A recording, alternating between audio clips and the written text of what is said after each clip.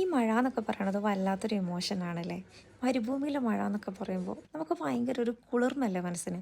പക്ഷേ കഴിഞ്ഞ 2 ദിവസമായിട്ട് നമ്മളൊക്കെ അനുഭവിക്കുന്ന ഒരു ഇടങ്ങേറുണ്ട്. ഇത്രയധികം ഇടങ്ങേറ് പിടിച്ചിട്ടുള്ളൊരു മഴ ദുനിയാവിലുണ്ടോയെന്ന് അറിയില്ല. നാട്ടിലൊക്കെ മഴ പെയ്യുമ്പോൾ വെള്ളം അങ്ങോട്ട് ഒലിച്ചു പോകും. ഇത്രയധികം ബുദ്ധിമുട്ടില്ല. പക്ഷേ ഇവിടുത്തെ മഴയുണ്ടല്ലോ, പുറത്തൊക്കെ അങ്ങോട്ട് ഇറങ്ങാനും വയ്യ, മുന്നോട്ട് അങ്ങോട്ട് പോകാനും വയ്യാത്തൊരവസ്ഥ. നോക്കിയാൽ കാണുന്ന ദൂരത്തിലുള്ള എൻ്റെ വീട്ടിലേക്ക് ഞാൻ എത്തിയത് 8 മണിക്കൂർ എടുത്തിട്ടാണ്. ദുബായിൽ നിന്ന് സിമ്പിളായിട്ട് 40 മിനിറ്റ് കൊണ്ട് ഷാർജയിൽ വന്നാൽ നമ്മൾ 2 മണിക്ക് ഷാർജയിലെത്തിയിട്ട് രാത്രി 11:30 മണിക്കാണ് വീട്ടിലേക്ക് അങ്ങോട്ട് എത്തുന്നത്. ഷാർജയിൽ നിന്ന് വീട്ടിലേക്കുള്ള ദൂരം ആകെ പറഞ്ഞിട്ടുണ്ടെങ്കിൽ ഒരു 5 മിനിറ്റാണ്. 11:30 മണി വരെ ആ ക്യൂവിൽ കിടന്ന് പുറത്തേക്ക് കാലെടുത്ത് വെക്കാൻ പറ്റണില്ല. പുറത്ത് സ്ലാബ് ഓപ്പൺ ആയിട്ടുണ്ടോ അല്ലെങ്കിൽ വല്ല മാൻഹോളുണ്ടോ, എന്താ അവസ്ഥ നമുക്കറിയില്ലല്ലോ.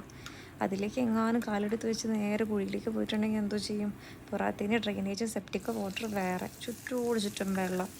കാറിന് പകരം ബോട്ട് ഉണ്ടായിരുന്നെങ്കിൽ പിന്നെ നമുക്ക് വീട്ടിലേക്ക് എത്തായിരുന്നു തോന്നി.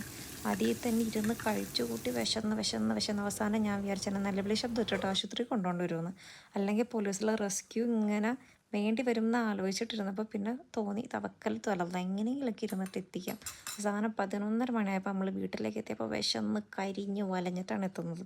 വീട്ടിലാണെങ്കിൽ ഒരു മുതലില്ല. ഡെലിവറി പറഞ്ഞപ്പോൾ അവർ പറഞ്ഞു, സോറി മാഡം, പുറത്തേക്ക് കൊണ്ടുവരാനായിട്ട് ഒരു ഓപ്ഷനില്ല, എല്ലായിടവും വെള്ളമാണ്.